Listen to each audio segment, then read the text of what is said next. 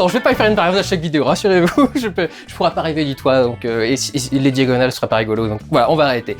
Comme tous les ans, une petite vidéo pour revenir rapidement, j'essaye de le faire en moins d'1 minute, sur beaucoup de films que j'ai loupés et qui me paraissaient plus ou moins intéressants ou dont on m'a beaucoup parlé dans les messages par exemple, dans les commentaires qu'il y a sur YouTube ou dans les messages qu'on m'envoie sur Twitter, sur Facebook, ce genre-là.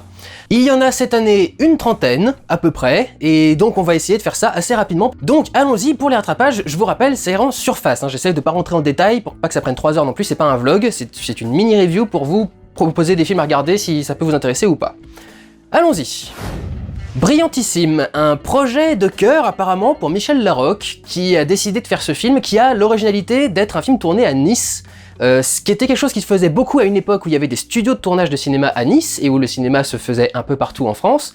Désormais tout est rassemblé à Paris, donc du coup c'est beaucoup plus compliqué. Elle a fait du coup son film qu'elle a tourné à Nice, avec ce scénario donc sur une femme sur qui toutes les emmerdes tombent en même temps.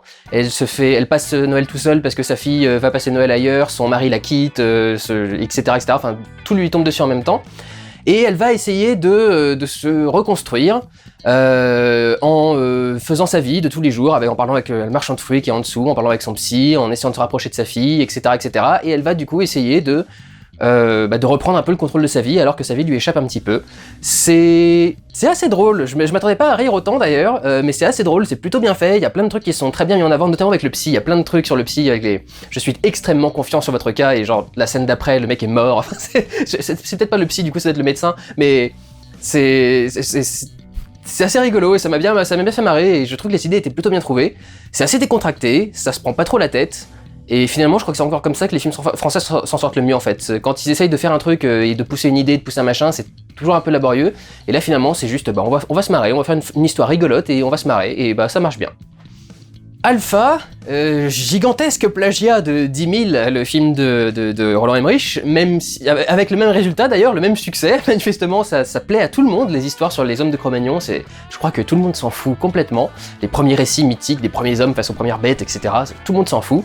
Il se trouve que celui-ci est plutôt pas mal, et que contrairement à 10 000, il aura un côté beaucoup plus terre à terre. Le truc qui est très surprenant, et que j'avais oublié avant de regarder mes notes à nouveau, c'est que Alpha n'est pas le nom du personnage principal, parce qu'en fait, le sujet du film, c'est pas l'humain, l'homme de Cro-Magnon face au monstre et à la bête, c'est la rencontre entre l'homme et le chien. En fait, Alpha, c'est la rencontre entre le premier homme et le premier chien qui va devenir domestiqué, le premier loup du coup qui va être domestiqué, qui va ensuite devenir les chiens. Et c'est sur ça qu'est basé le film, c'est la relation entre un homme de Cro-Magnon et un loup qui va l'accompagner pendant son voyage. C'est un peu feel good, mais du coup, il y a aussi un côté très... j'ai du mal, ce côté extrêmement vegan, et ce côté très pro-animal en général, plus que vegan, c'est pro-animal en général, où on veut tellement être pro-animaux qu'on n'arrive même plus à se rappeler que les animaux, c'est quand même des animaux, et que ça a un sens le mot animaux, et que... il y a des moments où faut pas exagérer, il y a les comportements du personnage principal qui n'ont aucun sens pour un homme de Cro-Magnon face à une bête sauvage. Et il y a un moment, faut arrêter de déconner un petit peu sur oh, quand même, il est blessé, faudrait que je l'aide. Non, il va te bouffer, il va te mordre, tu le laisses. Enfin, au bout d'un moment, t'arrêtes. Mais sinon, le film passe bien. Je vais vous noter quelques trucs, du coup, que j'ai marqué quand même. Qu'est-ce qu'il fout à traballer un loup qui a pissé le sang toute la nuit, donc qui est quasiment mort, alors qu'il a déjà le pied défoncé, donc c'est bien, tu te mets un poids en plus au-dessus en plus d'avoir ton pied défoncé. Il l'a touché pour que le loup ne puisse plus l'attaquer et le tuer, et pour qu'il pisse du sang toute la nuit. Mais le loup est quand même encore en vie, bien qu'il soit incapable de bouger. Pourquoi du coup les autres chiens l'ont pas bouffé? Parce qu'il y a quand même une bande de chiens qui sont affamés au point d'aller chercher un humain au-dessus d'un arbre. S'il y a un loup qui se libère dans le coin, même si c'est de leur tribu, ils vont le bouffer quoi. Il y a un moment, ils ont faim. Et quelqu'un d'autre qui a faim, c'est lui, le héros. Donc du coup, lui, une fois qu'il descend et qu'il voit le loup qui est par terre en train d'agoniser, pourquoi est-ce qu'il est pas... Il se dit bah tiens, je vais le bouffer. J'ai quand même une route de 1 mois à faire, à travers de la neige et du machin. Ce serait bien d'avoir un petit peu de protéines dans le corps quand même. Donc tout ça pour amener ensuite au fait qu'il le dresse. Ouais, d'accord, très bien, mais il y a des moments où ça devient un petit peu incompréhensible quoi. Le gamin peut pas tuer un sanglier pour le bouffer, un sanglier ou un buffle ou un truc dans ce genre-là, je sais plus ce que c'est. Mais par contre, à un moment, il peut écraser un lapin sous un énorme rocher parce qu'il a faim, quoi. Mais par contre, il peut pas buter le chien pour le bouffer. How to talk to girls at parties. Un ovni réalisé et écrit sous LSD probablement, qui essaye de faire la métaphore en fait des adolescents ou des jeunes adultes qui découvrent la sexualité et le monde adulte en faisant de la sexualité du monde adulte, en représentant la sexualité du monde adulte par des extraterrestres, qui viennent sur Terre pour étudier, je crois, mais pour se reposer surtout en général et pour faire des fêtes. Et en fait, il y a une bande de jeunes mecs qui tombent dans une soirée et qui en récupèrent une, qui veulent l'emmener hors du truc, et à qui ils veulent faire découvrir la vie et la fête et le monde, etc. Et le sexe, bien évidemment. Et sauf que comme c'est des extraterrestres, tout est complètement barré. Ils font des fêtes complètement space où je crois qu'ils sont tous dans des trucs en latex et qu'ils bougent comme ça. Il y a des trucs très space. Le film est complètement barré. C'est assez drôle. C'est pas le genre de film que je regarderai d'ici 10 000 fois, mais c'est plutôt fun et c'est plutôt marrant à regarder, donc si ça vous branche. Ce qui est intéressant en plus dans le style du film, c'est qu'il y a un côté extrêmement punk. Dans la musique bien sûr, mais aussi dans la mise en scène, il y a beaucoup de passages qui vont être saccadés, qui vont être flous, qui vont être en 16 mm, dans ce genre-là, des choses qui viennent de la culture punk avec ce genre de film très un peu mal fait, quoi. Esthétique un peu à la Trainspotting, quoi, caméra qui bouge, 16 mm, etc., etc., un truc un peu crade. Et un petit truc lié au côté punk, j'y pense parce que j'avais une copine qui était hémétophobe, et les gens hémétophobes, c'est les gens qui ont peur des gens qui vomissent. Il y a certaines scènes dans ce film qui vont pas vous plaire du tout. Je vous préviens juste pour que vous soyez prévenus, quoi, que ça vous tombe pas dessus au cas où, mais alerte hémétophobe. In the Fade, beaucoup plus sérieux, film allemand avec Diane Kruger, qui est une femme en fait dont le mari et le fils meurent suite à l'explosion d'une bombe dans là où le mari travaillait, et il avait le fils en garde avec lui pendant la fin de la journée, et donc le fils meurt en même temps. Et on suit en fait à la fois le deuil de cette femme, donc de la mère qui est jouée par Diane Kruger, puis dans la deuxième moitié du film on suit le procès, et dans la troisième moitié on suit les répercussions de toute l'affaire sur la vie de cette femme, étant donné comment va se dérouler le procès. C'est assez sombre et assez dark, mais c'est vachement fort, c'est vachement intéressant, les rôles sont sublimement joué. Ils ont ça demande, évidemment ça demande énormément de registres, ça demande d'aller dans des choses qui sont, de pleurer énormément, être déprimé mais intérieurement, et se résister aux choses quand t'es au procès, que tu vois les personnes et que t'as envie de les tuer et de tes propres mains, mais tu peux pas, parce que c'est la justice.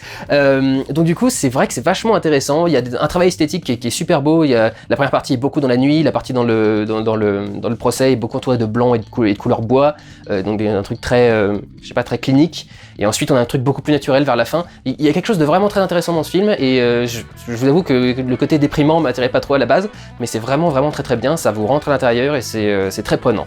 Donc je vous conseille beaucoup In the Fade. À la 2, la suite d'Aladin. Je vous ai parlé des nouvelles aventures de Cendrillon il y a 1 ou 2 ans, je crois, un truc dans les rattrapages, et donc là la suite de Aladin. C'est plus axé sur le sketch et moins sur l'histoire. Dans le premier, on sentait qu'il y avait une histoire qui se tenait et il mettait de l'humour dans l'histoire, et là c'est vraiment essayer de créer une histoire avec des sketchs. Reste que, encore une fois, je trouve que ça passe pas trop mal. C'est très puéril, et évidemment, mais ça le sait, et ça joue avec, et c'est le but. C'est un style d'humour particulier, et je trouve pas que ce soit particulièrement honteux, encore une fois. Je trouve qu'encore une fois, ils ont fait des efforts au niveau des effets spéciaux, au niveau de la mise en scène, au niveau de certains décors, au niveau de tout ce qu'il y a à créer.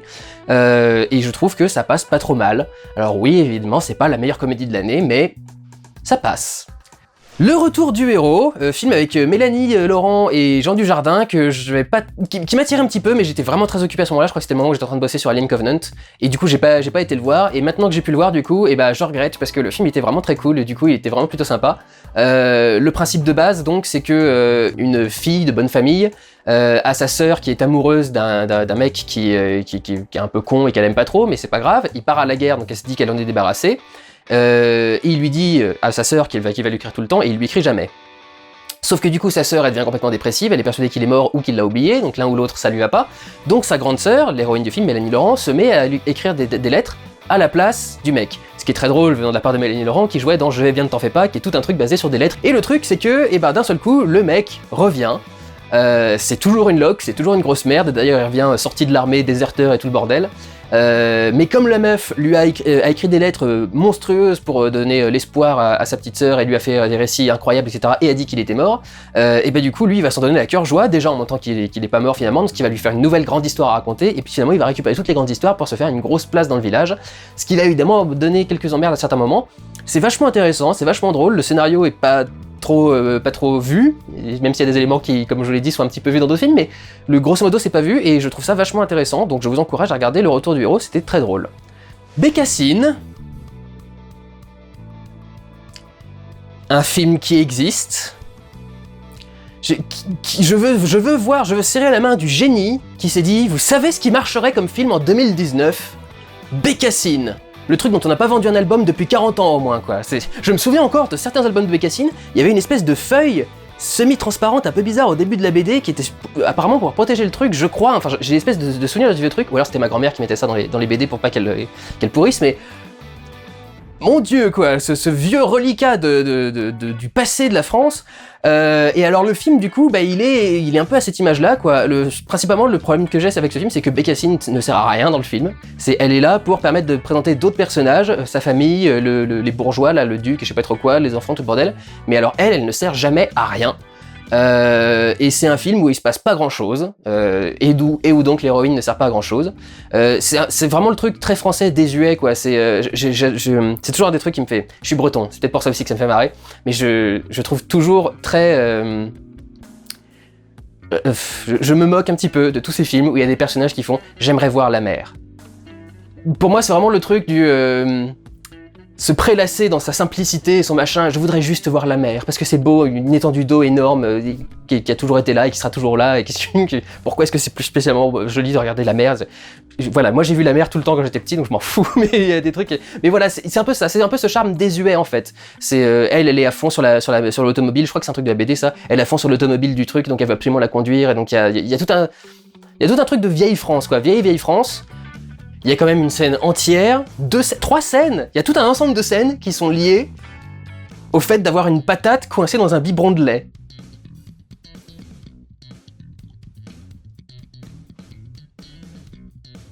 Je pense que c'est un film qui parlera beaucoup plus aux seniors qu'à n'importe qui d'autre, parce que pour les autres, il n'y a pas grand chose à prendre. Même si le film est honnêtement réalisé, franchement, tout le monde s'en fout. Mais tout le monde s'en fout, complètement. Et principalement à cause du script. Mais aussi parce que tout le monde s'en fout de Bécassine, quoi. Bon, bref.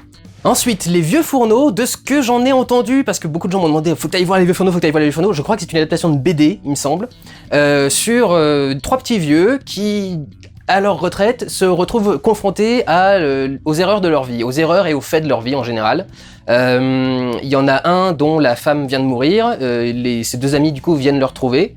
Il y en a un d'eux qui a des vieilles rancœurs, enfin il y a des vieilles rancœurs entre eux, etc. Et on découvre petit à petit les vieilles rancœurs entre le village et certains personnages, certains trucs. Et plein de rapports qui se développent au fur et à mesure, qui sont très intelligents mis en avant, parce qu'au départ on commence par des choses très très larges, genre il y a quelqu'un qui tape un scandale parce que quelqu'un a utilisé des œufs achetés chez Berthe au début du film, et tu te dis c'est quoi le délire, qu'est-ce qu'on en a à foutre d'avoir des œufs achetés chez Berthe, et tu comprends tout ça qu'à la fin du film, ce qui est très très bien mis en place. Il y a des répliques qui sont mortels.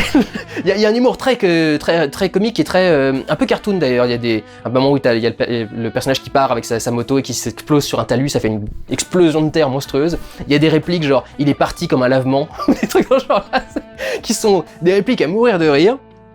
Donc du coup le film est vachement intéressant. Il y a un truc, je comprends du coup ce qui plaît beaucoup dans ce film, c'est on adore les films irrévérencieux et révolutionnaires en fait en France. Et là, du coup, on a les petits vieux qui sont en train de faire chier une banque, qui sont en train de faire chier toutes les institutions possibles, les péages d'autoroute, les machins, tout ce qui fait chier les gens dans la vie du quotidien. Et du coup, évidemment, je pense que c'est le genre de truc qui plaît, avec en plus, moi, j'adore les petits vieux acariâtres qui balancent des saloperies, etc., etc. Il y a un tout petit truc que j'avais envie de noter, parce que j'ai explosé de rire en regardant le générique du film. Il y a une renfort maquillage qui s'appelle Carole Negro, et une seconde assistante opérateur sur ce film qui s'appelle Morgane Nègre. Alors je tenais à leur faire coucou parce que elles ont dû avoir une vie extrêmement difficile jusqu'à aujourd'hui, et donc je voulais leur donner un petit peu de soutien. Je me rassure en me disant que elles ont dû se trouver sur ce tournage, qu'elles ont dû se rencontrer et se dire « Oh là là, toi aussi t'as eu cette vie de merde à cause de ce nom de famille absolument atroce !» Donc du coup je suis heureux pour elles, au moins elles ont dû trouver ça comme réconfort sur le tournage. Je pense surtout que ça leur ferait un sublime mariage lesbien, en particulier si elles ont beaucoup d'amis africains. Voilà, je dis juste ça, je suis mort de rire en voyant ce truc-là sur le... Deux qui ont des noms comme ça, faut le vouloir, faut faire exprès. La nuit a dévoré le jour, un film français assez original, une tentative de faire du cinéma de divertissement, parce que c'est du film de zombies en fait, La nuit a dévoré le jour, c'est l'histoire d'un jeune garçon qui va dans une soirée à la base pour récupérer une vieille boîte de cassettes chez son ex, qui se retrouve, parce que l'ex est très occupé pendant la soirée, à s'enfermer dans une pièce à part de tout le monde, avec sa boîte de carton en attendant que sa copine vienne le rejoindre. Et finalement, pendant qu'il dort, en fait, eh bien, il y a une invasion de zombies dans le monde, et quand il se réveille le matin, eh bien, tout le monde s'est transformé en zombie et il doit survivre. Le film peut être sympa, il y a des trucs qui me paraissent très compliqués. Quand on est dans du film de zombies, il y a des choses qui sont assez évidentes, des choses qui sont laborieuses, des choses auxquelles il faut faire attention. Et je trouve que là, ils ont eu du mal. Il y a des réactions du personnage qui paraissent pas logiques et pas cohérentes. Il a des comportements qui sont assez chiants, quoi. Genre sa façon de traiter les corps de ceux qui sont morts est vraiment définitivement mort, alors que c'est aussi des dangers pour lui avant tout, plus que des corps de gens morts. Toute l'ironie qu'il y a sur le fait qu'il n'ose pas tirer sur des trucs, etc. Pour en arriver à l'ironie finale, tu fais... Franchement, t'as vraiment l'impression que c'était juste pour travailler cette ironie finale, parce que tu vois pas pourquoi est-ce qu'il se serait retenu dans le reste du temps. Typiquement, il y a un moment où il veut récupérer un chat qui est en train de traîner dans la rue. Et le gars, pour faire rentrer le chat, il ouvre la porte du hall d'entrée, donc il avait réussi à bien sécuriser dans le truc, et il sort entièrement pour essayer de faire venir le chat de façon silencieuse. Il y a quand même une scène, genre 20 minutes avant, où on sait qu'il peut aller dans la maison de la concierge, qui est juste à côté, qui a une fenêtre avec juste quelques barreaux, au travers desquels le chat pourrait passer complètement, et du coup il pourrait faire venir le chat sans avoir à se mettre du tout en danger, quoi. Donc tu comprends pas la réaction du personnage, tu sais pas si c'est parce qu'il est excédé, qu'il en peut plus de rester là, et que du coup il se met en danger, je sais pas, mais mal foutu. J'ai été un peu gonflé aussi par le fait c'est un film qui est presque quasiment musical, parce que le mec passe son temps à jouer de la musique pendant qu'il est tout seul. Alors je comprends qu'il faut trouver des trucs pour s'occuper, etc., mais il y a des scènes qui sont vraiment juste des scènes de musique... comment on appelle ça déjà ? La musique à partir du bruitage, musique concrète. Ça fait vraiment ça, quoi. Ça fait vraiment passage de musique concrète avec juste un mec qui tape sur des bouteilles d'eau vides et des machins genre là et qui essaie de faire de la musique. Et au bout d'un moment, je me dis, mais je m'emmerde, fais-moi un truc de zombie là. J'ai compris qu'il jouait de la musique pour s'occuper, c'était pas obligé de me montrer 17 fois. Au bout d'un moment, c'est chiant. Les scènes sont longues en plus, c'est ça qui est chiant. Le film pourrait être pas mal, mais il y a vraiment beaucoup de choses comme ça qui le retiennent un petit peu. Il y a des choses intéressantes comme le coup du zombie dans l'ascenseur. Qui est assez sympa, mais qui pour moi aurait pu servir à plus de choses au niveau du scénario par exemple. Mais je trouve que la fin est complètement débile, qu'elle a pas beaucoup de sens, que le comportement du personnage est un peu ahurissant. Enfin, je sais pas, j'ai eu beaucoup de problèmes avec ce film, en particulier avec la fin, et je trouvais que le film lui-même était un petit peu long et trop forcé il y a beaucoup d'effets qui sont rendus parce que c'est facile. Reste que je salue l'exploit et surtout l'intention de tourner le film en anglais pour que le film puisse pouvoir s'exporter à l'étranger, ce qui est surtout souvent ce qu'on a du mal à faire avec nos films. Les étrangers n'aiment pas trop les films doublés et les Français tournent pas en anglais, donc c'est toujours compliqué. Là ils ont tourné en anglais. C'est un peu surprenant d'ailleurs quand t'es français du coup et que tu regardes le film, tu vois le film et tu dis pourquoi est-ce qu'ils parlent tous en anglais, enfin on est en France, quel est le truc, tu comprends pas trop. Puis y a pas un truc pour t'expliquer, genre t'es un étudiant étranger qui fait un échange, un machin. Le mec aime juste parler anglais quoi. Donc voilà, un peu bancal, mais sympa. Aussi une question à vous poser si vous avez vu le film, c'est moi ou la carabine qu'il a change de longueur à chaque scène? J'avais l'impression que c'était jamais la même carabine. L'extraordinaire voyage du fakir, c'est-à-dire Slumdog Millionnaire 2 ou Lion 2, ou Lion 3 si on considère que Lion est déjà la suite de Slumdog Millionnaire, c'est-à-dire encore une fois un récit sur un Indien qui va avoir un périple extraordinaire qui aura lieu parce qu'il a eu de la chance. Comme Lion et comme Slumdog Millionnaire, l'histoire au final est intéressante, c'est assez feel good, c'est assez sympathique, mais enfin ça commence un petit peu à faire un peu éculé comme formule. Le film, cela dit, reste assez original. Déjà il mélange le concept avec 500 jours ensemble, parce que un des trucs principaux de son histoire, c'est que il doit aller à Paris pour retrouver son père. Sa mère lui a dit que son père habitait à Paris, et quand il va à Paris, il va dans un lieu sur lequel il a toujours fantasmé depuis qu'il est tout petit, depuis qu'il a trouvé son premier catalogue. Il va à Ikea.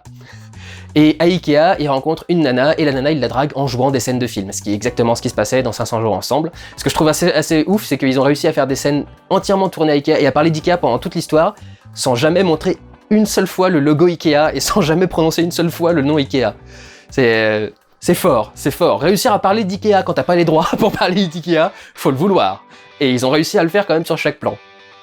Donc il y a ça qui est intéressant. Le film fait quand même assez bizarre, je trouve. Enfin, il y a plein de trucs qui sont un peu genre la scène de comédie musicale avec les flics anglais. Je crois que c'est parce que ils jouent beaucoup sur les clichés de tous les pays.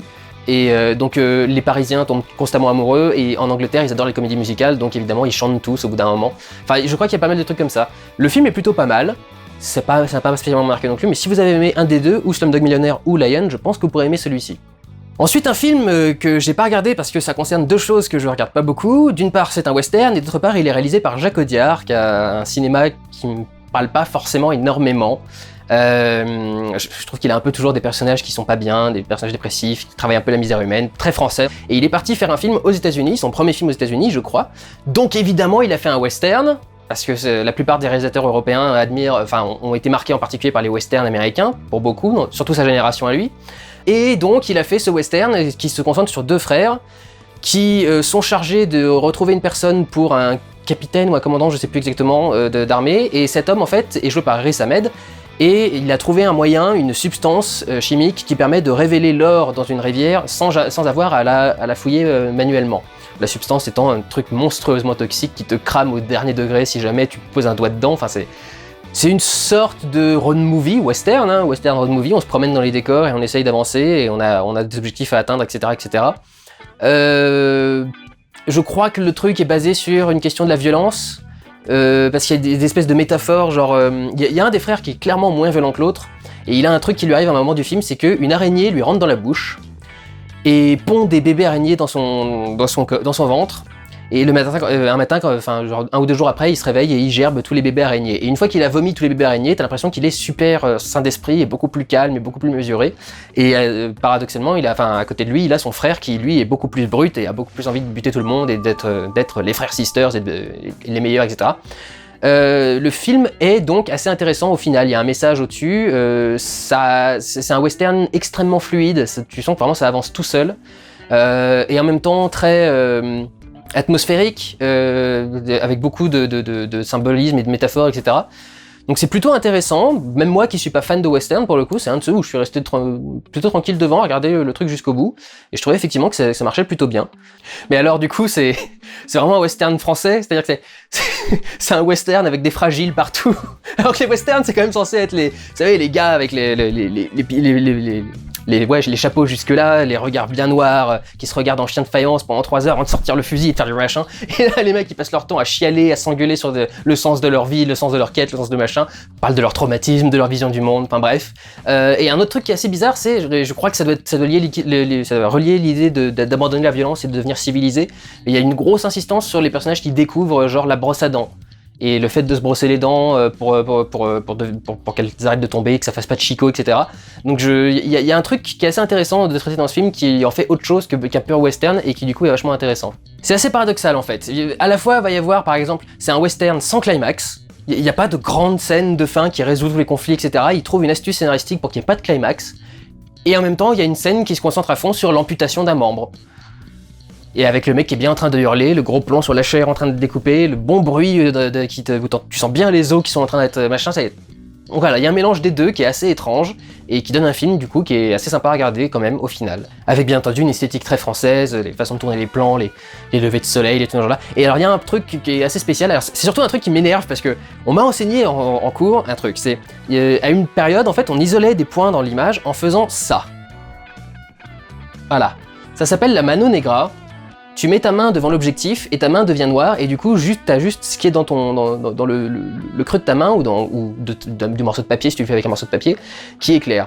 Je cherche partout sur internet, je trouve nulle part quelqu'un qui parle de mano negra en tant que technique de cinéma, mais le film le fait à plusieurs reprises et ça travaille du coup un effet de style qui est plutôt l'apanage des Européens plutôt que des Américains qui n'arrivent pas trop à chercher trop de style non plus dans ces films-là. En tout cas à l'époque, aujourd'hui les réalisateurs vont plus homogénéiser leur façon de voir les films quand même. Insidious 4, The Last Key, le 4e volet de la saga Insidious, qui a priori d'ailleurs est définitivement le dernier volet, je crois pas qu'ils peuvent aller en faire encore plus, et puis ils ont déjà fait 36 allers-retours avec le temps et le machin, donc je pense que là ils sont obligés de rester comme ça. Et cette fois-ci en fait on explore la maison de la femme, qui aide les héros du film depuis le début, cette vieille femme qui aide à combattre les démons, et on suit en fait une de ses missions où elle doit retourner dans sa propre maison d'enfance pour combattre les premiers fantômes qu'elle a rencontrés, finalement, ce qu'elle croit et ce qui va probablement se passer. Le film est sympa, il fait pas spécialement peur d'ailleurs, j'avais eu du mal à le regarder en me disant qu'il allait foutre les boules, mais finalement c'est pas tant que ça, c'est plutôt que c'est angoissant et que ça met un peu de frisson. Donc sympathique, surtout si vous êtes fan de la saga, mais sans plus, rien d'obligatoire pour le regarder, même si j'avoue que j'aime bien le design, mais il y a quand même des moments où tu te dis que le personnage est un peu con, quoi, c'est par rapport aux clés justement. Ce qui est intéressant sur Insidious 4, c'est qu'il y a quand même quelques scènes où tu t'attends à ce que ce soit quelque chose, et en fait c'est complètement l'inverse. Ça pour le coup, j'ai trouvé que c'était plutôt bien foutu, mais il y a beaucoup plus de scènes où c'est l'inverse. Slenderman. J'en avais parlé dans les films à venir en 2018, et en pensant que ça pourrait être intéressant, que ça allait faire un petit peu de bruit. Au final, pas du tout. Faut dire quand même qu'ils arrivent un peu longtemps après la guerre. La légende urbaine originale, ce qu'on appelle, je crois, aujourd'hui les creepypasta, elle a été créée il y a quand même plus de 10 ou 15 ans, ou un truc dans ce genre-là. Le jeu vidéo, ça doit faire pareil, 5 ou 6 ans qu'il est sorti, un truc dans ce genre, le jeu où on court dans la forêt et il faut pas se faire attraper par Slenderman.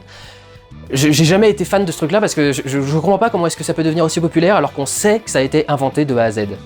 C'est vraiment le truc que je comprends pas. Vous savez que c'est une classe qui a étudié ce truc-là, enfin qui voulait étudier comment est-ce que ce genre d'histoire se répand, qui en a créé un de toutes pièces et il se trouve que ça s'est répandu. Mais arrêtez de nourrir ce truc-là, quoi. Ça n'existe pas. Arrêtez. C'est pas une mythologie, c'est pas quoi que ce soit, ça n'existe pas.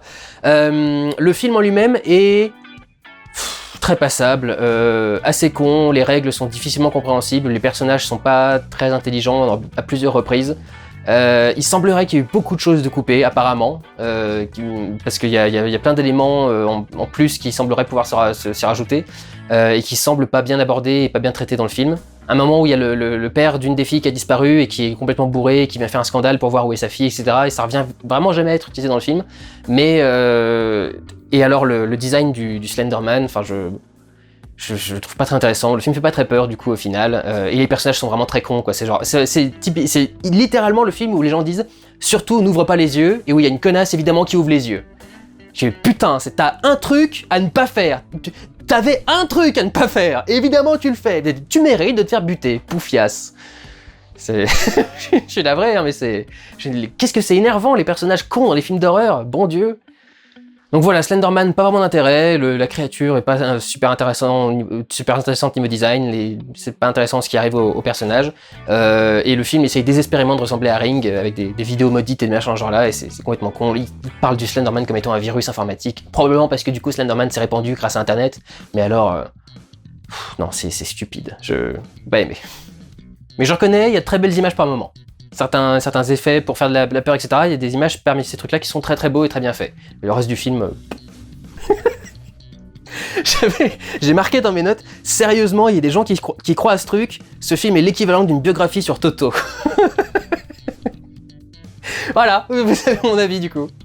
Tout le monde debout, le premier film écrit et réalisé par Franck Dubosc sur un mec qui se fait passer pour handicapé pour se taper une meuf et qui, quand il n'arrive pas à se taper la meuf, se rend compte que en fait la meuf lui a fait un rendez-vous arrangé avec sa sœur à elle, qui elle aussi est en fauteuil roulant. Et évidemment, Franck Dubosc va commencer à développer une vraie relation et à être vraiment attiré par cette femme et à avoir vraiment un truc, une vraie émotion pour elle. Et il va devoir du coup gérer son mensonge d'ici à la fin du film. Bon, inspiré légèrement par Intouchable, mais c'est pas parce qu'Intouchable existe qu'on va plus faire de films sur des personnes handicapées ou qui se font passer pour handicapés. Il y avait aussi ça au début de Bienvenue chez les Ch'tis d'ailleurs, au passage. Le film lui-même m'a pas beaucoup parlé. Je l'ai pas trouvé très intéressant. Enfin, il y avait des blagues qui étaient plutôt drôles. Il y a un moment, il dit quoi alors, votre coloscopie a été déplacée. Enfin, c'est toujours dans l'anus, mais maintenant c'est jeudi. Ça me fait marrer en fait. Donc il y a des trucs comme ça qui peuvent marcher. Il y a des trucs qui sont un peu plus borderline. Genre, il arrive pour l'enterrement de, je sais plus, sa mère ou un truc dans ce genre-là. Oui, c'est ça, l'enterrement de sa mère. Et il arrive au cimetière et il y a une famille qui est en train de faire une procession derrière une voiture et ils sont tous noirs. C'est lui qui s'est trompé d'enterrement. Donc tu te dis, waouh, quand même, t'as pas remarqué que les gens qui marchaient là étaient noirs, il y a un souci. Et le truc bizarre, c'est... ça me fait marrer un petit peu, mais tu dis, c'est bizarre dans le film. Il y a une couronne funèbre sur la voiture et il est marqué « Repose en paix ». Écrit avec accent petit nègre, quoi. Et tu fais... J'ai envie de rigoler, mais j'ai l'impression que je vais aller en enfer si je rigole, quoi. Il y a un truc bizarre.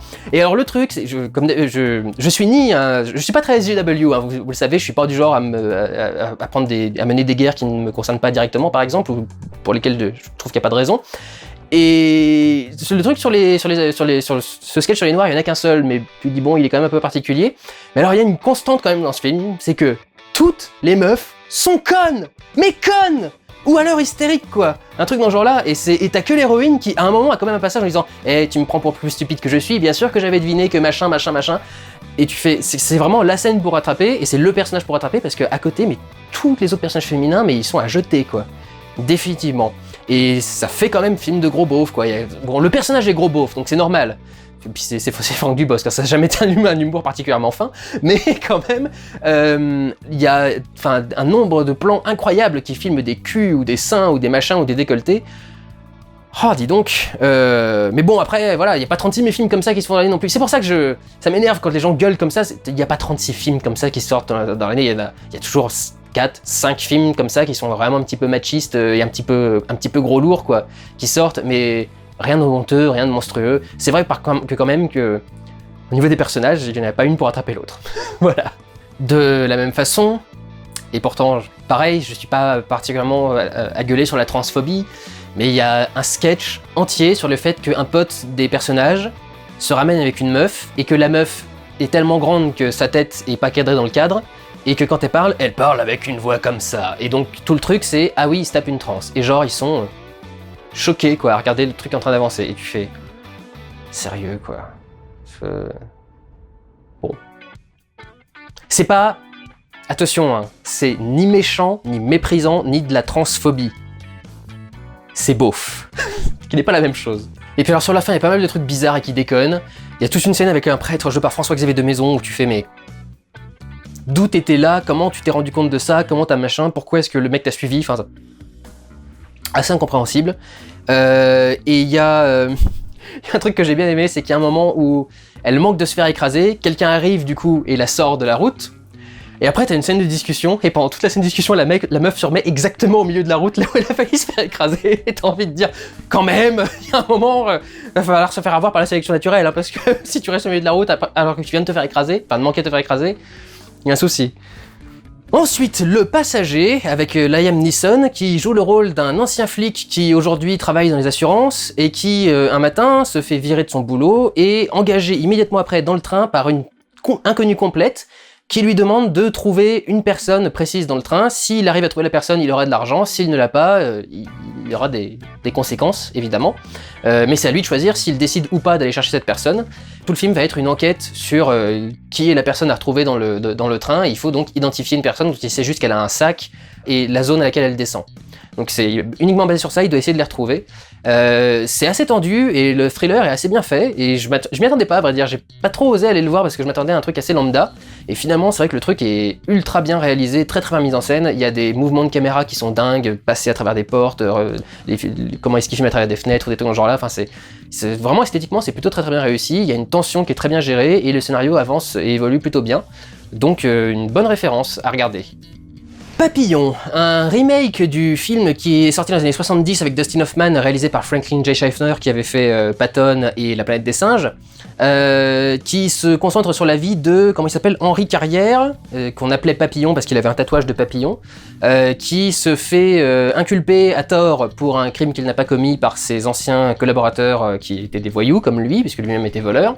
Malgré tout, hein, même s'il est accusé à tort de meurtre, et il est envoyé dans un camp en Guyane française, une prison, mais c'est plus un camp, en Guyane française, qui est sur l'île du Diable, ou l'île au Diable, l'île du Diable, et qui propose des conditions de détention absolument catastrophiques, et une déshumanisation terrible, enfin les anciennes prisons quoi. Charlie Hunnam dans le rôle de Papillon, il passe bien. Rami Malek, j'ai toujours autant de mal, mais là en rôle de gars, il passait bien. Après, bon, c'est pas, j'étais pas fasciné non plus, mais c'est pas un mauvais film. Reste que c'est pas une histoire non plus qui te passionne et qui te fascine. Il me semble en plus qu'on a révélé que les 3/4 de l'histoire étaient fausses, c'est-à-dire qu'en gros, oui, c'est arrivé, mais pas tout au même mec, et pas tout à Papillon justement.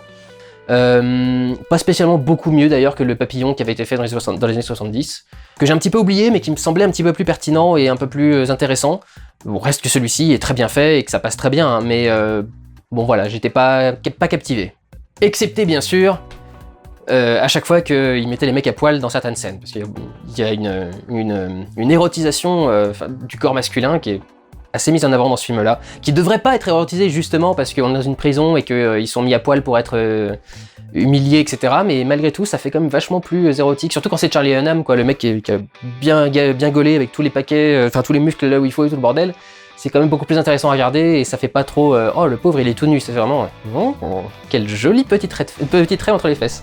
Donc voilà, c'est je suis pas sûr que le film ait provoqué l'effet voulu sur moi. Galveston, réalisé par Mélanie Laurent, son premier film américain, elle aussi, comme Jacques Audiard cette année, c'est aussi une Française qui a fait son premier film aux États-Unis, et je trouve que le film est vachement sympa. Et à vrai dire, j'avais pas trop envie de le voir à la base, je trouvais que l'histoire m'attirait pas trop, mais finalement elle est vachement intéressante. C'est l'histoire d'un mec qui est un peu homme à tout faire, qui est principalement tuer des gens, et qui à un moment tombe sur une jeune nana qu'il va sauver de je sais plus quel mafieux ou criminel. Et qui va prendre un petit peu sous son aile, un peu malgré lui, malgré tout, mais aussi parce qu'il en a envie. Elle va récupérer sa petite sœur,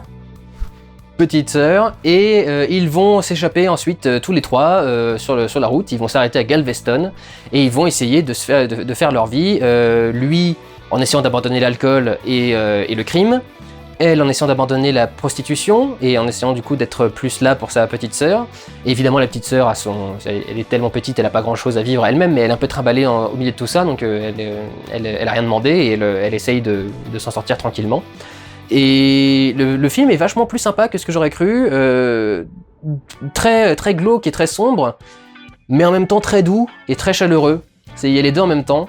Elle va mélanger des scènes qui sont éclairées de façon extrêmement sale, avec des lumières sales, des jaunes sales, du vert sale, peut-être même du mauve, du orange. Et elle a souvent des sources de lumière qui sont assez cramées dans le décor, mais il y a aussi des moments où du coup tout ça donne quelque chose d'un peu plus éthéré, un peu plus joyeux, un peu plus propre. Les scènes de nuit aussi sont intéressantes.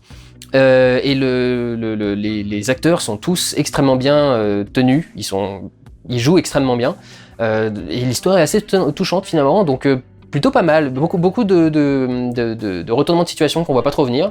Certains qu'on voit venir, mais d'autres qu'on voit pas trop venir. Certains parce que on pensait pas du tout que ça arriverait, et d'autres parce qu'on nous a fait oublier certains événements.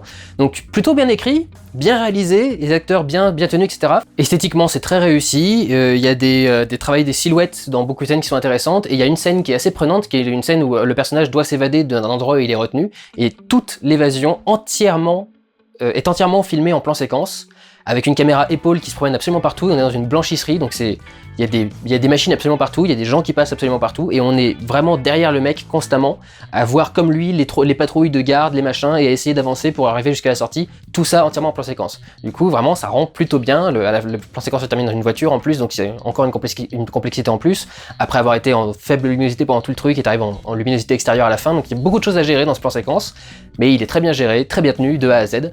Donc vraiment, c'est du bon boulot pour Mélanie Laurent, et je trouve que Galveston est un bon film à regarder. C'est pas le film le plus joyeux que vous aurez vu, mais c'est un bon film et c'est plutôt sympa. Et très français dans le sens où beaucoup des personnages fument comme des pompiers à longueur de film, ce qui est quelque chose qu'on n'a pas l'habitude de voir du tout dans les films américains, qui ont complètement abandonné ça depuis les années 50-60 ou un truc dans ce genre là. Donc tu sens la réalisatrice française derrière quand même. Alors un film que j'ai vraiment été surpris de trouver sympathique, déjà parce qu'il est réalisé par Xavier Jans, qui est un réalisateur qui fait que des films que j'aime pas, mais vraiment, les 3/4 de ses films je n'aime pas. Je crois, paradoxalement, je crois que son Hitman est un des seuls films de lui que j'ai plutôt bien aimé, mais sinon je trouve qu'à chaque fois qu'il fait un film, il se plante complètement et c'est pas intéressant. Et là, pour le coup, alors déjà, il essaie généralement de faire des films à l'étranger, et là, il est revenu faire un film en France. Le film s'appelle Budapest. Et en fait, j'avais l'impression que Budapest, c'était un film sur juste deux mecs qui vont faire un voyage à Budapest, et qui tombent sur un guide complètement taré qui est Monsieur Poulpe, et qui allait avoir une scène de vacances pas très, qui se barre en couille, quoi. Et ça me paraissait pas très intéressant. En fait, c'est pas du tout ça. C'est un film sur la création d'un site qui fait des voyages organisés pour les enterrements de vie de garçons, qui s'appelle comment d'ailleurs ? Je sais plus. Mais en tout cas, apparemment, c'est adapté d'une histoire réelle. Ces deux mecs ont créé donc une agence qui faisait des voyages des enterrements de vie de garçons et de jeunes filles. Ensuite, ils ont fait jeunes filles, mais vie de garçons à Budapest. Parce qu'à Budapest, tout est moins cher, mais il y a aussi beaucoup plus de filles, et il y a aussi beaucoup plus de trucs au niveau des soirées, etc. Il y a plein de trucs qui sont interdits, qui sont autorisés là-bas, etc. Genre les stands de tir ou les trucs dans le genre.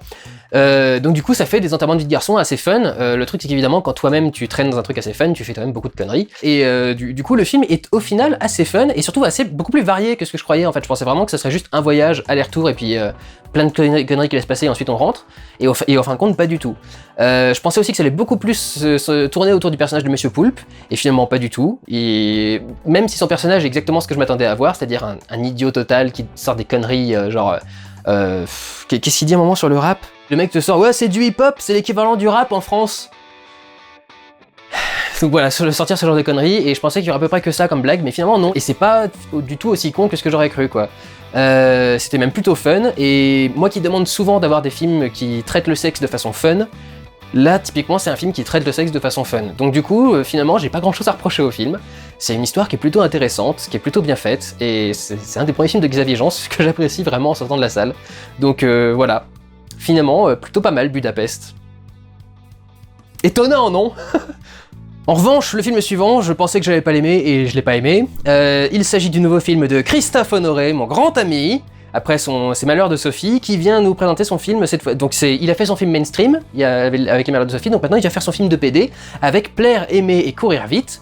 Je rappelle vite fait, avant qu'il y en ait un à STW qui s'énerve, je suis PD, donc on se calme, c'est juste moi qui aime bien utiliser ce mot pour rigoler. Avec Vincent Lacoste dans un des rôles, qui est... Je crois que c'est la première fois que je vois Vincent Lacoste jouer un homosexuel, et surtout comme ça, quoi, avec en plus des scènes de sexe, etc. etc. J'ai pas détesté autant que je l'aurais cru. J'ai détesté parce que le personnage principal est détestable. Le personnage principal, il est joué par je sais plus comment s'appelle cet acteur, mais il jouait dans L'Inconnu du Lac, qui était aussi un film gay, dans lequel il devait beaucoup se mettre nu et faire des scènes de sexe simulées. Apparemment, Christophe Honoré a vu que ça le dérangeait pas, donc du coup il s'est dit très bien, si ça te dérange pas, je vais te récupérer dans mon film à moi, comme ça sera plus simple, j'aurais pas à faire chier à chercher. Mais c'est vraiment un connard en fait, du début à la fin, c'est un mec ultra prétentieux, ultra supérieur, qui méprise tout le monde, et qui se croit justifié dans son mépris de tout le monde à cause du fait qu'il est séropositif et qu'il a le sida et qu'il a l'impression qu'il va mourir d'ici peu. Vraiment, il est tellement con que, comme tout le film est basé sur le fait que le personnage de Vincent Lacoste veut sortir avec lui, c'est un peu compliqué. Pour vous dire à quel point il est con, il y a un moment où il y a un personnage qui dit « Tu sais que t'es très doué pour qu'on s'attache à toi ?» Et j'ai marqué « Ah bon, parce que t'aimes les cons ?» Donc voilà, c'est vraiment, je déteste le personnage. Le personnage de Vincent Lacoste lui-même, il est pas détestable, mais alors il a une façon de parler, t'as envie de lui mettre 3 mandales dans la gueule, quoi, tellement c'est surlettré et surparfait et surmachin, enfin c'est trop. Et donc du coup voilà, je n'ai pas aimé les deux personnages qui doivent tomber amoureux dans le film, quoi. En particulier le personnage du mec qui joue dans L'Inconnu du Lac, c'est le genre de mec par exemple, il frappe à la porte d'un de ses potes, qui est son meilleur pote, son pote clairement est dérangé parce qu'il arrive en peignoir, en slip, etc. Et quand il lui dit bon bah tu restes là, tu m'attends, cet enculé ouvre la porte, rentre à l'intérieur pour regarder, alors t'es en train de taper quelqu'un, et comme il tombe sur un mec qui est sur le canapé, il lui fait ah bah dis donc, tu te gênes pas, il est plutôt mignon, etc. Enfin machin, genre tout pour être intrusif dans ta vie privée et pour en plus être un connard par rapport à ta vie privée. Donc j'ai détesté le personnage, donc j'avais aucune envie de le voir réussir, j'avais aucune envie que Vincent Lacoste sorte avec lui, donc je me foutais complètement de l'histoire qui est en train d'avancer. Et puis il a des manigances qui sont vraiment stupides. Il y a un truc que j'ai vraiment pas compris, c'est l'organisation de l'appartement. Parce que justement, donc son meilleur pote, chez qui il rentre ensuite et qu'il découvre en train de baiser quelqu'un d'autre, etc. Il y a une scène où on dit qu'il habite juste en dessous, et genre il peut se mettre même au sol pour écouter ce qui se passe dans l'appartement de son voisin, et il y a une scène où on dit qu'il habite beaucoup plus loin, et genre pas pour mentir et pour que ça lui arrange pour éviter un rendez-vous, un truc dans ce genre-là, vraiment t'as l'impression que c'est réel, quoi, que le mec a déménagé l'espace d'une scène et que la scène d'après il est à nouveau le voisin du dessous ou du dessus, enfin j'ai pas compris du tout le truc de l'appartement. Donc voilà, j'ai pas aimé les personnages et j'ai pas compris certains détails, pas le scénario de base, et j'ai pas aimé Plaire, Aimer et Courir Vite, mais au moins je l'ai pas détesté complètement. Il y a au moins un petit truc de sauvé par rapport à ça. Quand Christophe Honoré fait des films mainstream, je les trouve vraiment nuls et je les déteste. Quand il fait des films gays, je les trouve pas terribles, mais pas monstrueusement mauvais non plus, quoi. 2 derniers points, un positif et un négatif avant de finir sur ce film. Le négatif pour commencer, il y a une phrase qui est terrible, c'est un moment où le mec qui est censé être auteur, je crois quand même, lui envoie une lettre où il lui dit « Je vous laisse mes baisers et ma langue et ma queue ». Et il y a cet horrible doublon en fait, ce double « et ma langue et ma queue », et tu fais « Je vous laisse mes baisers, ma langue et ma queue, point ». Enfin, pourquoi tu fais ce double « et » absolument ignoble? Et par contre, le truc positif, c'est que Vincent Lacoste, qui est un acteur sur lequel j'ai beaucoup eu à redire depuis quelques années, récemment il s'améliore beaucoup plus. Et contrairement à Timothée Chalamet ou d'autres personnes qui ont fait des films gays récemment, lui au moins il se donne à 100%, il embrasse, il fait des scènes de sexe simulées, il se met à poil et il monte son cul devant la caméra, enfin ce qu'on lui demande de jouer, il le joue, quoi. Il demande pas ensuite à le faire couper parce que quand même, j'ai pas trop envie qu'on voit mes fesses ou machin, t'as accepté de jouer le rôle était marqué comme ça, tu le joues comme ça, et ta gueule. Et bah Vincent Lacoste du coup il le fait. Donc voilà, ça pour le coup c'était très cool. Lucas, ou The Bouncer en version originale, film belge je crois, ou franco-belge, avec JCVD qui a donc Jean-Claude Van Damme pour ceux qui savent pas que c'est son diminutif, qui joue le rôle d'un videur de boîte de nuit qui un soir doit vider un mec qui est en train de s'énerver, et en fait le mec essaye de le frapper, il l'évite tout bêtement en se reculant, et du coup en fait le mec tombe et s'éclate la gueule sur un rebord de mur qui était un petit peu en dessous. Alors déjà vraiment l'alcôve était bien placée quand même pour que le mec tombe dessus. Donc du coup Lucas est dans la merde et doit il doit trouver un autre boulot, et cet autre boulot il va le trouver avec un mafieux ou un gangster quelconque pour qui il doit rendre plusieurs services. Tout en étant forcé par un agent d'Interpol de rapporter, en fait, d'espionner ce qui se passe chez ce mec-là et de le rapporter, alors que Lucas a une petite fille qui peut donc être mise en danger par les mafieux si jamais ils apprenaient qu'il prévoit quelque chose contre eux ou un truc dans ce genre-là, quoi, ou qu'ils caftent ensuite aux flics. Plutôt intéressant, touchant comme personnage, et c'est vraiment intéressant, mais c'est JCVD, t'as l'impression qu'il veut vraiment aller sur le... Je veux montrer que je peux jouer aussi, en fait. J'ai passé ma vie à vous prouver que je pouvais faire de l'action, et maintenant je vais vous prouver que je peux jouer et que j'ai du registre. Et c'est vrai qu'il est très touchant et très fort, et que le film marche super bien. L'histoire se révèle de façon assez intéressante, c'est un bon thriller, et t'as des retournements régulièrement, et c'est plutôt bien filmé, donc vraiment plutôt un film très réussi. Juste au passage, avant de finir, je voulais noter que pour les scènes d'action, il y a beaucoup qui sont filmés en plan séquence, et de très très bons plans séquences qui rendent du coup très très bien. Il y a juste un truc que j'ai pas compris sur un d'entre eux, c'est un moment où il essaye d'arriver, et je crois que c'est parce qu'il stresse, et d'un seul coup le son disparaît en fait, et on entend juste des trucs étouffés, très étouffés. J'ai pas trop compris pourquoi. Je crois que c'est parce qu'il est en train de stresser avant la mission, mais je suis pas sûr à 100%. Mais sinon, très bien tourné également, et il y a des scènes de baston qui sont... la scène d'embauche par exemple, sur l'entretien d'embauche... très, très violente et très réussie, et quasi en plan séquence encore une fois. Film coréen cette fois-ci, sud-coréen évidemment, qui revient sur les divers conflits qu'il y a eu notamment entre la Corée et le Japon, avec ce film donc qui se passe sur l'île d'Ashima, qui était une mine de charbon qui était entièrement créée sur une île. Bon, les Japonais sont très très doués pour ils vivent sur une île déjà à la base, donc ils sont très très doués pour bâtir des trucs sur des montagnes, littéralement des montagnes et des bouts de cailloux, et ils ont construit une ville entière avec une ville ouvrière du coup, puisque c'était des mecs qui allaient c'était des mineurs, qui exploitaient en fait pendant une bonne partie de la guerre mondiale des travailleurs coréens, ou je suppose qu'il doit aussi y avoir quelques chinois dans le lot, des trucs dans ce genre là. Et on suit en fait un groupe de prisonniers qui est à l'intérieur et qui essaye de vivre. On a des musiciens qui ont été faits prisonniers au début, dont l'un qui vient avec sa fille. On a un espion coréen qui s'est fait enfermer volontairement pour pouvoir organiser ensuite une évasion. On a d'anciens yakuza qui essayent de devenir du coup les chefs, les gardiens en fait des prisonniers, et du coup d'avoir des avantages. On voit en fait comment tout ça fonctionnait, de la mine et des trucs trash qui se passent dans la mine, et les mecs qui se prennent des chariots dans la gueule, et les gars qui sucent des bâtons de dynamite parce que y a un produit dedans qui te permet de tenir, mais du coup t'as un bâton de dynamite dans la main, donc c'est avec les coups de grisou régulièrement, avec les pochettes de gaz qui s'ouvrent, etc. Enfin, c'est les vraies conditions de travail absolument terribles, leur vie du coup dans les baraquements, mais aussi ce qui se passait au niveau de la direction et des chefs et des soldats, etc. Et comment on pouvait s'organiser pour faire passer des trucs à l'intérieur, etc. Donc on suit un peu tout ça jusqu'à la scène finale d'évasion et d'attaque de l'île, où enfin tout le monde peut s'évader en créant une gigantesque évasion. Le film est très grandiose mais très asiatique, c'est-à-dire que les effets spéciaux... Les Asiatiques ont une façon de faire les effets spéciaux qui n'a rien à voir avec les Européens ou les Américains. Nous, on veut faire des choses qui soient réalistes. Eux, ils s'en foutent complètement que ce soit réaliste ou pas, quoi. Il faut que ça rende ce qu'on a envie que ça rende. C'est souvent beaucoup plus coloré, les contrastes sont beaucoup moins prononcés généralement. Donc tu vois généralement que c'est un effet spécial qui est rajouté. Et il y a des mouvements de caméra qui sont particuliers. Il y a un moment où il y a une transition par une lumière où on zoome et on dézoome dans un spot de lumière et ça t'amène à un autre plan. Presque tous les plans sont des mouvements de caméra en grue ou quelque part, donc ça bouge beaucoup. Et je dois vous avouer qu'au début, je trouvais que le film allait très vite et qu'il y avait tellement de choses à mettre en place que franchement j'étais perdu. Je trouve que c'est une habitude à prendre en fait, tout simplement. C'est leur langue en fait est beaucoup plus rapide que la nôtre. Donc les dialogues passent beaucoup plus vite chez eux et donc les scènes peuvent passer beaucoup plus vite chez eux. Et du coup, t'as cette rapidité en fait d'enchaînement des idées, des dialogues, etc. que t'es pas habitué à avoir en français et qui, je trouve, rend le film un peu compliqué à prendre au début. Au bout de 10 minutes, j'étais dans le rythme et je comprenais tout le truc et il y avait pas de souci, mais au début, j'ai eu un peu de mal à rentrer dedans. Le film, grosso modo, est grand spectacle, touchant, ultra intéressant. Enfin, les scènes sont super belles. Il y a des vraies scènes très fortes au niveau des émotions, entre les liens entre les personnages. Et il y en a qui sont extrêmement mignons. Je crois qu'il y en a un ou deux qui sont idoles ou un truc dans ce genre-là dans le truc, et tu le sens un petit peu parce qu'ils sont canonissimes. et voilà. Et les mecs ont quasi 40 ans et ont encore des têtes de poupons et tout, et tu fais mon Dieu. Donc très intéressant et très sympa, surtout pour découvrir une partie de l'histoire de l'Asie qu'on connaît pas trop de notre côté à nous.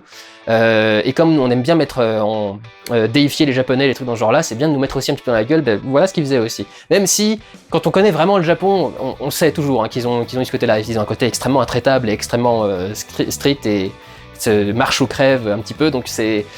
Tu sais qu'ils ont fait des trucs comme ça assez terribles. Mais c'est intéressant du coup de voir un film dessus, parce que pour 36 000, La vie est belle, on n'a pas eu beaucoup de films sur ce qui se passait pendant ce temps en Asie, quoi.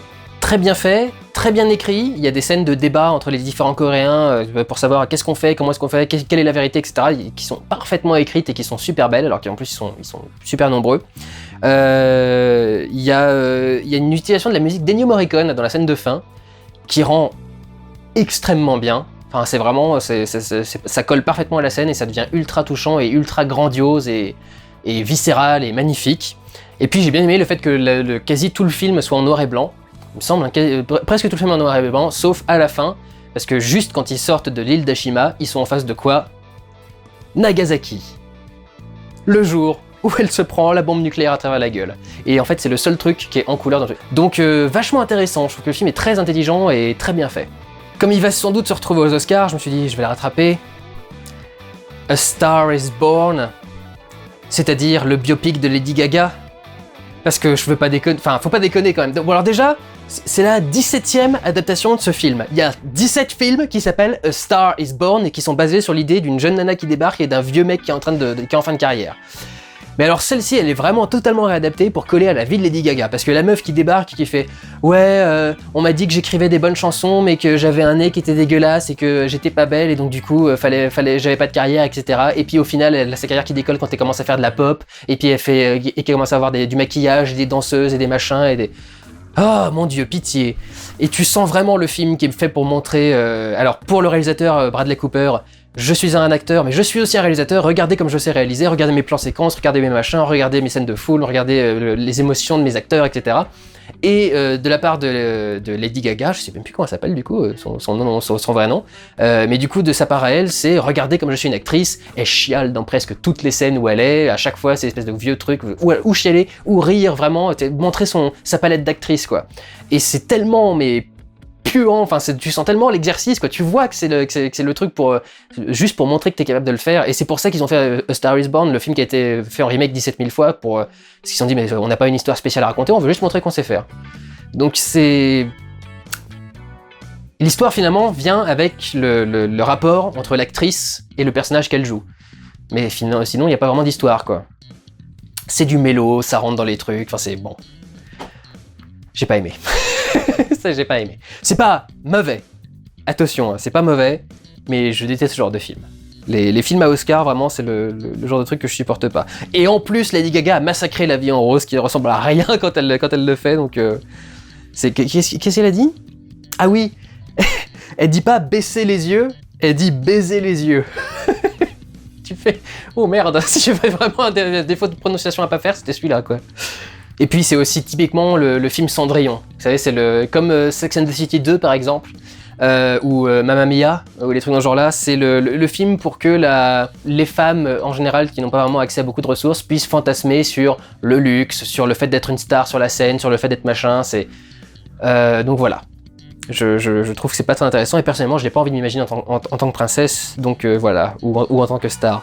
Le petit truc qui fait peut-être vraiment artiste dans ce projet, qui me semble moi purement commercial, c'est une utilisation de certaines focales qui déforment énormément les contours et surtout qui mettent du flou sur le contour, qui déforment les lignes, les distances et qui mettent du flou sur le contour de la caméra, donc des vieilles lentilles qui avec du coup ces aberrations visuelles créent du coup un sentiment un peu plus éthéré, un peu plus humain et un peu plus réel.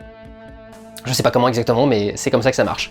Donc voilà, pas très convaincu, mais c'est pas honteux non plus. Under the Silver Lake, film réalisé par le gars qui avait fait It Follows l'année dernière. J'ai complètement raté mon accent. It Follows. qui suit cette fois-ci Andrew Garfield, et alors je vais vous dire tout de suite, c'était le meilleur point du film. Andrew Garfield en mode quotidien, c'est-à-dire en mode sale, pas rasé, en jogging, pyjama, etc., tout le bordel, peu importe, et très souvent à poil en plus dans le film. J'ai bavé sur Andrew Garfield pendant absolument tout le film. C'est mon Dieu, qu'est-ce qu'il est beau et qu'est-ce qu'il est canon. Surtout en mode comme ça, en mode un peu sale et en mode quotidien, quoi. Mais du coup, le film lui-même, c'est un énorme délire sur les symboles et les signes qu'on peut trouver dans la vie de tous les jours et est-ce que en fait finalement le monde n'est pas géré par des riches et des puissants qui manipulent les petites gens et les machins. C'est le genre de délire que je déteste. Parce que c'est le genre de délire qui te maintient dans ta petite idée que en fait tu fais bien ta vie et qu'il n'y a rien qui va pas dans ce que tu fais et que c'est la faute des autres de toute façon s'il y a un truc qui va pas. Et surtout je déteste ce genre de délire absurde. Ils ont fait tout un truc.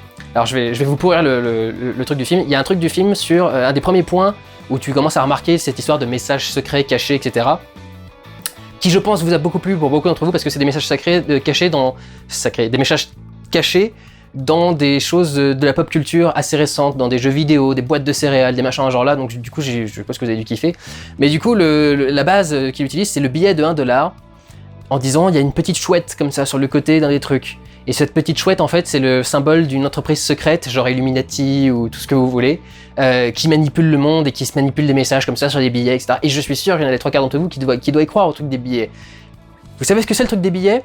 C'est le motif qui est derrière. Vous regardez le billet, bon, je vous affiche un billet ici. Vous avez ici, là en dessous, vous avez deux petites pointes qui sont le début du motif en spirale qui se reproduit un peu partout, qui est le motif qui est créé pour empêcher la reproduction et de faire des faux billets. Et en fait, si vous regardez bien, si vous superposez ces deux petits points en dessous et le petit point qui dépasse juste à côté de l'insigle du 1 $, et ben en fait c'est le même. C'est juste le motif qui se répète à un autre endroit, sauf que le dessin qui est au-dessus n'était pas parfaitement au-dessus, donc il y a ce petit coin qui dépasse. Et il y a des gens qui voient une chouette là-dedans. Et en fait, c'est un film sur ce que je déteste que les gens fassent, c'est-à-dire la surinterprétation de tout et n'importe quoi, juste pour se créer son petit monde et son petit délire. Je vous assure qu'il n'y a pas de société secrète qui essaye de manipuler le monde. C'est à la limite les frères Koch, mais ils sont, enfin, c'est connu quoi. Ils sont connus dans l'histoire. Donc non, enfin, les Illuminati, les francs-maçons, tout le bordel, je déteste ces histoires. Bon, bref. Du coup, j'ai pas du tout aimé ce film. Pas tant pour ce qu'il y a dedans, ce qu'il y a dedans, c'est un bon délire finalement, hein. Mais je rentre pas dedans, et puis je comprends pas le délire de pourquoi est-ce qu'on est en train de parler des chiens, pourquoi est-ce qu'on est en train de parler de cette meuf qui tue des gens dans leur maison, enfin je sais pas. Je me suis bien marré, j'ai trouvé assez délirant la scène du musicien. Après tout le reste, trop barré, j'y arrive pas. Et le délire du Silver Lake, là, je comprends pas à quoi il sert non plus, de quoi ça parle.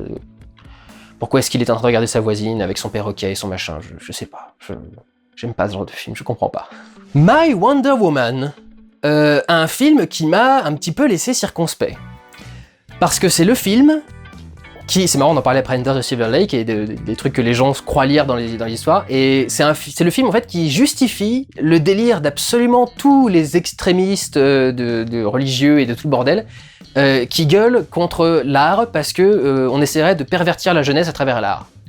Vous savez, c'est les tarés qui disent que Harry Potter encourage le satanisme ou les trucs dans ce genre-là, enfin c'est tout genre de trucs. Et en fait, ce film-là dit qu'ils ont raison.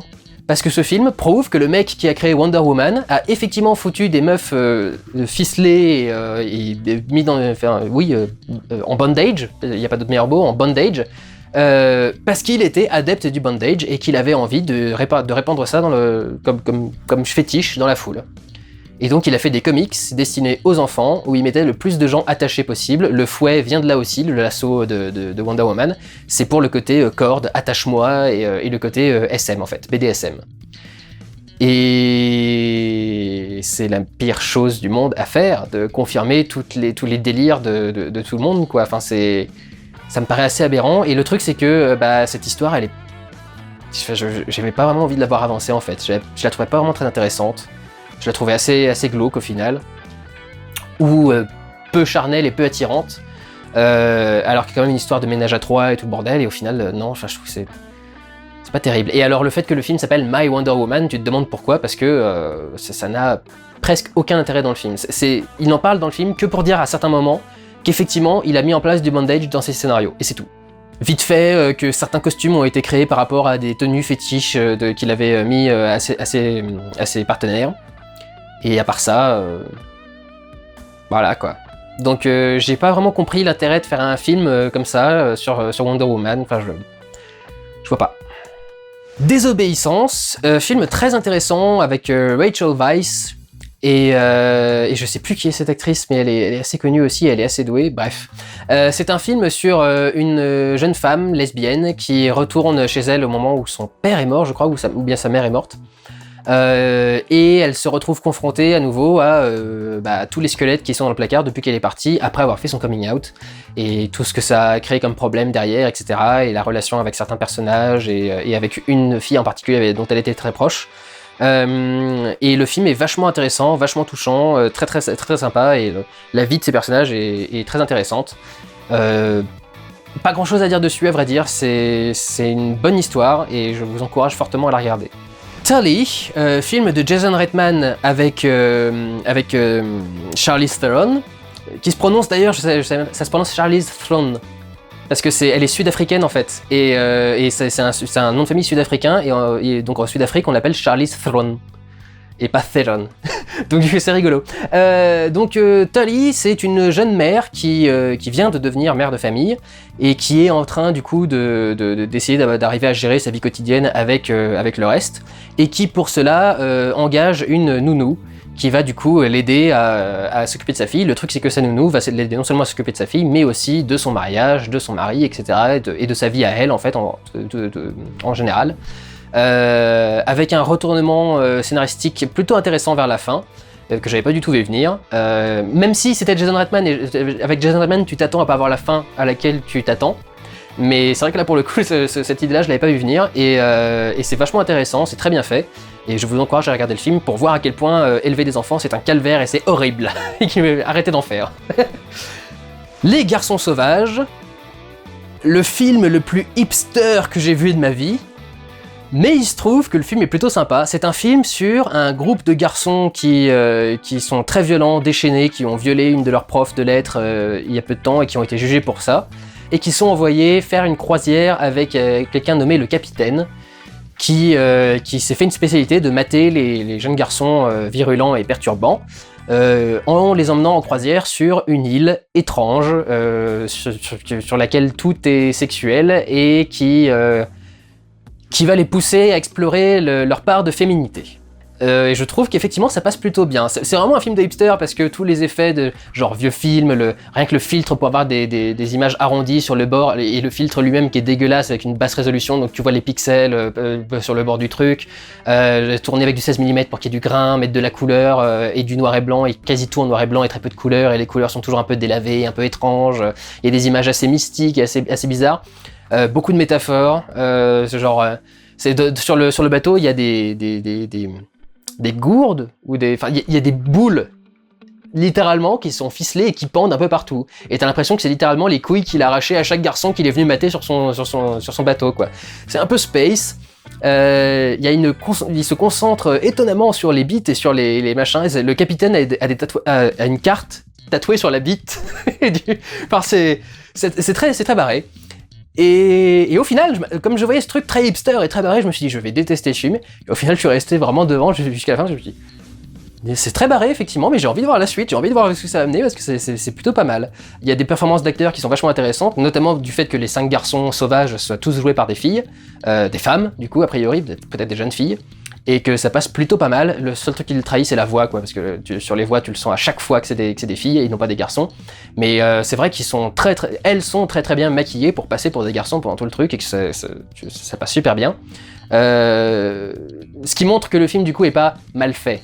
C'est qu'il y a une esthétique bizarre, grunge, mal faite, etc. et un peu sale. Mais quand tu fais l'effort à ce point de maquiller tes personnages pour que tu aies l'impression que c'est des garçons au lieu des filles, il y a quand même un effort qui est fait, quoi. Donc c'est au final assez intéressant, très intriguant, très space. C'est pas du tout le genre de film que je regarderais des millions de fois, mais à regarder au moins une fois, c'était assez fun et divertissant finalement. Donc une proposition extrêmement étrange et assez bienvenue du cinéma français. Et pas mal du tout. Et enfin, dernier film de ce rattrapage, par un réalisateur qui a sorti le film que j'ai le plus détesté de l'année, Luca Guadagnino, son remake de Suspiria. Suspiria de Dario Argento, qui est un des maîtres du giallo, et qui donc cette fois-ci se voit fait donc remasterisé, enfin fait en remake par ce réalisateur qui avait fait donc comme les By Your Name également, et qui a fait beaucoup de modifications, parce que c'est pas du tout l'histoire de Suspiria, donc au moins c'est un remake qui peut avoir ça d'intéressant, c'est que vous n'allez pas voir exactement la même histoire, mais à un niveau où j'ai du mal à comprendre. Il a mélangé l'histoire de Suspiria avec une histoire d'anciens prisonniers dans des camps de concentration juifs, et tout le film se passe à Berlin, et l'école de danse est juste en face du mur de Berlin. Et j'arrive pas à comprendre du tout ce qui se passe, et pourquoi est-ce qu'il mélange cette histoire de juifs qui a survécu au camp de concentration avec l'histoire de Suspiria et des reines sorcières qui sont des mères sorcières qui sont dans l'école. Le film est très lent, très atmosphérique, il y a un travail aussi des couleurs qui revient de Suspiria, parce que le giallo est un genre qui... Giallo ça veut dire jaune, et c'est en partie fait parce que le premier film de ce genre s'appelait Giallo, je crois, et ça s'appelait jaune parce que les couleurs sont très importantes dans le giallo, c'est des morts très colorées. Il y a une scène où il y a une femme qui se fait lacérer d'éclats d'une vitre qui tombe depuis le haut de la cage d'escalier, mais la vitre est bleue. Et donc les morceaux de vitre bleus, mais bleu pétant, qui viennent rentrer dans la meuf, et le sang rouge qui se répand sur le sol avec les éclats bleus à côté, enfin c'est sublime. Là du coup, dans certaines scènes de rêve, il va beaucoup jouer là-dessus, sur des éclats de rouge, de bleu, de vert et de différentes couleurs pour éclairer certaines scènes. Tout est assez lent, assez atmosphérique, parfois même volontairement assez mal fait. Il y a un mouvement en grue, un moment où tu vois la caméra dodeliner complètement sur son stand, mais il l'a gardé parce qu'il y a un côté du coup un peu sale et un peu malaisant et un peu étrange là-dedans. Et il faut admettre qu'il a fait des scènes d'horreur qui marchent plutôt bien. Je m'attendais pas du tout à ce qu'elle allait se passer en fait quand elle danse. Et quand tu vois ce qui commence à se passer, tu fais ouh, ah, ah, tu fais ah putain ça fait mal. Et donc quand tu vois le truc avancer, par contre au fur et à mesure que l'histoire avance, t'as de plus en plus de mal à comprendre l'histoire. Je comprends pas du coup ce qui se passe avec ce combat entre Mother Marcos et Mother Blanc. La scène de fin, je trouve, est assez incompréhensible. Et il y a un truc par rapport à Mother Marcos et Mother Blanc, et je sais qu'il y a une opposition entre les deux, mais du coup je comprends pas pourquoi celle qui gagne à la fin a gagné, et pourquoi est-ce que l'autre est encore a pas perdu. Enfin je comprends ce qui se passe parce que par rapport au vote qu'il y a eu avant et à ce que fait le personnage qui débarque à la fin, mais je comprends pas ce qui se passe dans la scène. Je vois ce qui devrait se passer, mais je comprends pas ce que le personnage symbolise, pourquoi est-ce qu'il fait ce qu'il est en train de faire, pourquoi est-ce que machin, je sais pas. Bon bref, il y a des trucs très bizarres dans ce film, et c'est fait pour avoir un scénario très étrange et très malsain, mais s'il y avait eu juste ça, ça aurait pu passer, mais en plus il y a cette histoire de ce psy, qui est donc un ancien juif qui a survécu aux camps de concentration, et qui est joué par Tilda Swinton, et tu sais pas pourquoi, et c'est genre l'effet le plus raté du film, c'est à ce petit papy qui à chaque fois qu'il parle a une voix de femme, et tu sens à 200% que c'est une voix de femme, et tu vois que son visage correspond à peu près au visage de Tilda Swinton, mais pourtant tu sais pas pourquoi, ils veulent absolument te faire croire que c'est un vrai acteur, que c'est le seul et unique film qu'il a fait et qu'il en a jamais fait depuis, et Tilda Swinton continue à affirmer que « mais non, je vois pas de quoi vous parlez, pourquoi jouer de rôle, je joue pas de rôle dans ce film, pas du tout, etc. » Enfin meuf, on reconnaît ta voix, c'est ridicule, arrêtez, quoi, vous avez raté les faits, avouez-le, enfin merde. Donc ce truc-là mélangé au reste fait que tu comprends pas trop où est-ce que ça veut en venir, et l'histoire de magie, etc., d'ésotérisme est un peu trop barré. Donc voilà, c'était très space et très barré, et sympathique, au moins un remake qui vaut le coup, parce que c'est pas exactement ce qui a été fait avant, c'est un remake, c'est une histoire qui a été refaite, mais je vous avoue que j'ai pas été totalement charmé par le film. Voilà, comme d'habitude ça a été très laborieux à organiser, je suppose que ça fait pas une demi-heure au final, mais j'ai essayé, j'ai fait de mon mieux. J'espère qu'il y en aura certains qui vous plairont dans cette liste, et j'espère que vous avez aimé les vidéos de Nouvel An que vous avez vues jusque là, et que vous aimerez celles qui restent ensuite. Prenez soin de vous, allez voir des films, ciao!